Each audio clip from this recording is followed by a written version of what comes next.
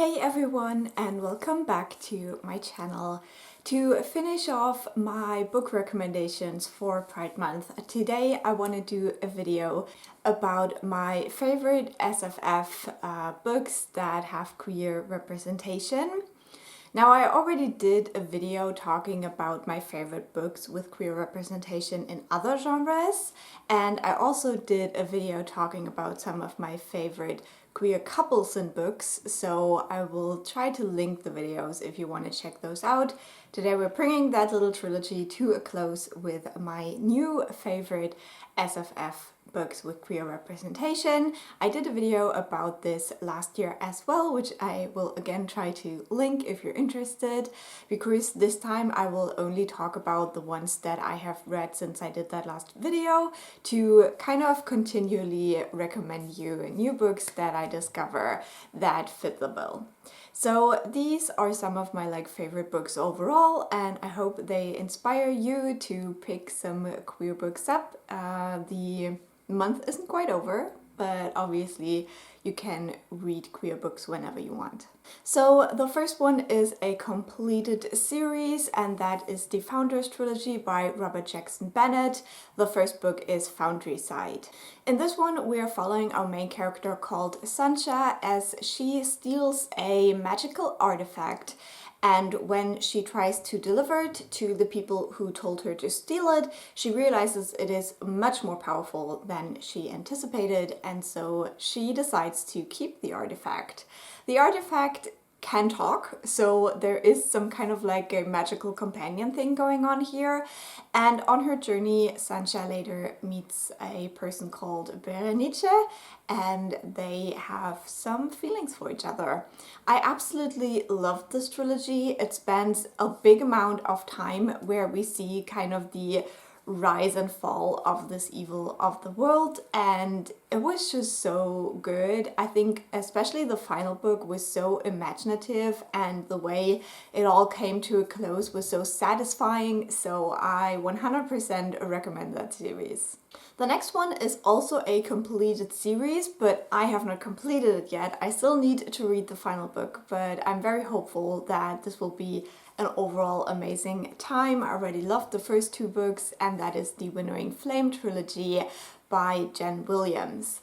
In this one, we have a world where two kinds of people live. We have the Abhorrents, who are kind of like a crossover of elves and vampires, so they have very long lives and they see themselves as superior, and then we have normal humans.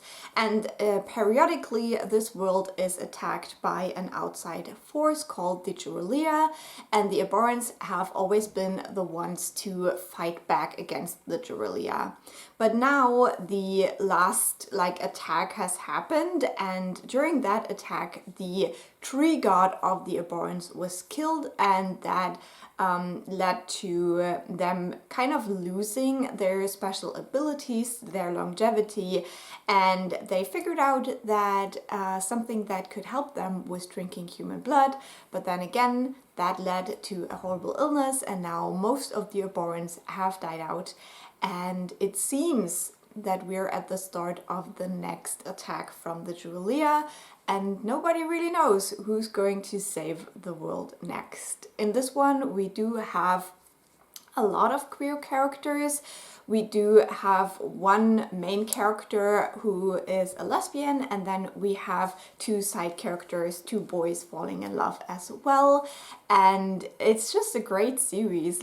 I think, again, it is very imaginative, very different, and has great ideas. I loved the first book a little bit more than the second one, but I'm so intrigued to read the last one in July now. And another completed series, and this one I have completed as well, is a duology, and that is the Radiant Emperor duology, I think it's what it's called.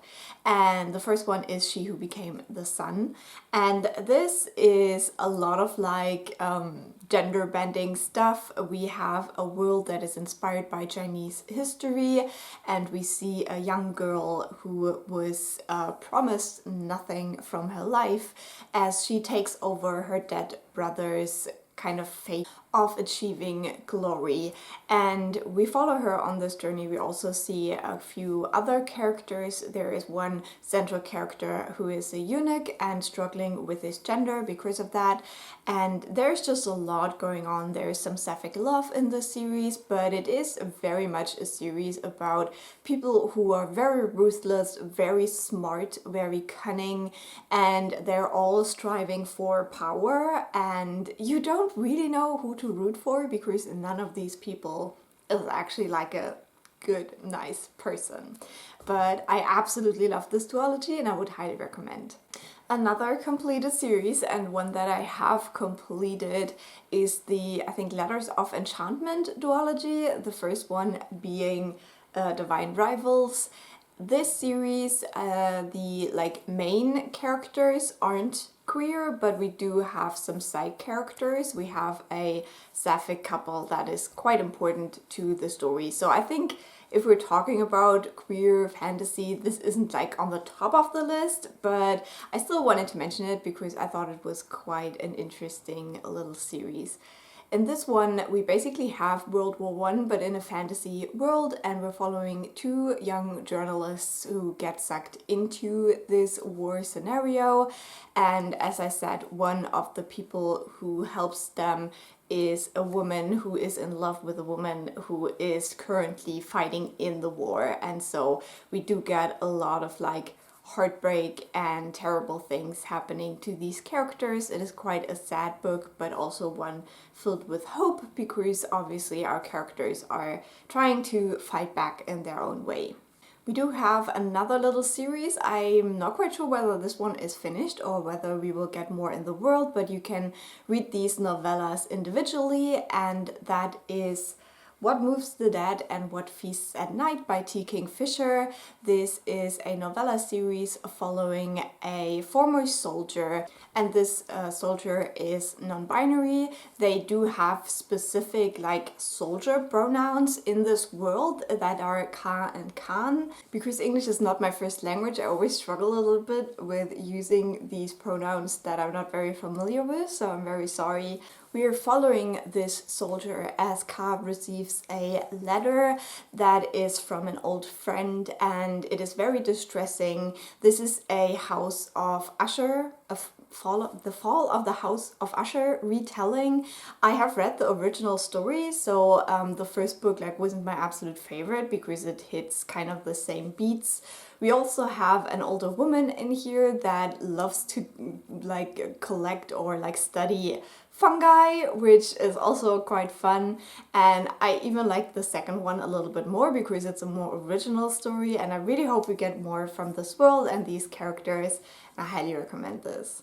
Let's talk about another series, and this one is not finished yet, and that is the Fallen Gods trilogy by Hannah Kaner, the first one being Godkiller. This one, we have the first two books. We're waiting for the final one. I just recently read the second book and really loved it. And in this series, we are following a woman called Kissen. She is a god killer, and in this world, gods have been kind of prohibited. So god killers are going around the world and killing off new gods that try to take shape, because if people believe in something, that can give these gods kind of power, and then they just appear and get more powerful.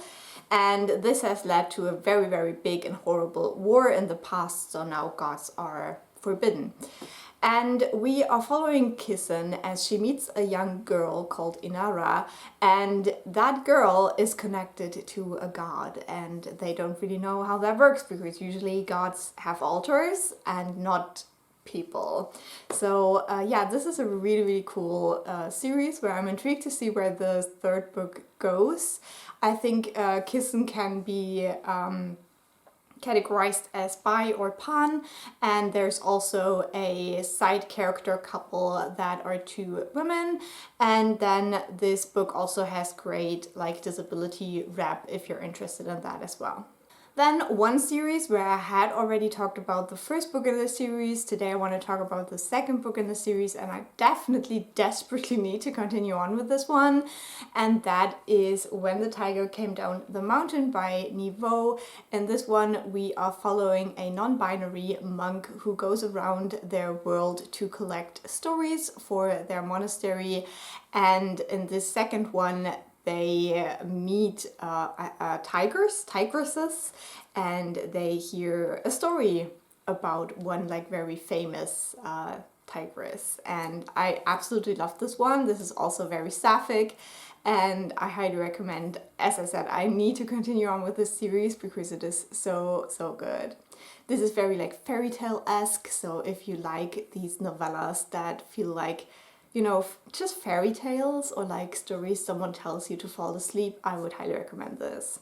And last but not least, I think this one isn't really a surprising recommendation, but it is the only sci-fi I could think of that I had read in the last year, so I wanted to mention it.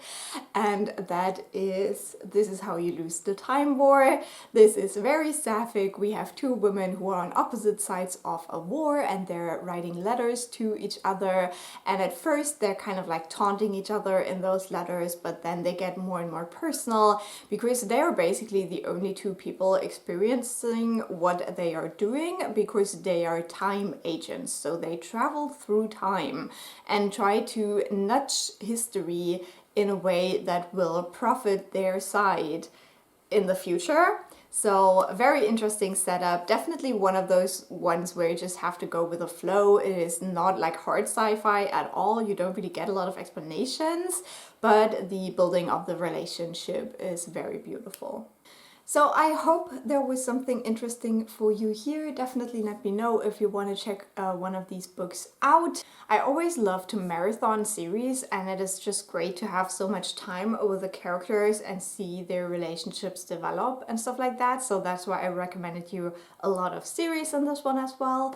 Yeah, I hope it was interesting. Leave a like or nice comment, and I'll talk to you soon. Bye!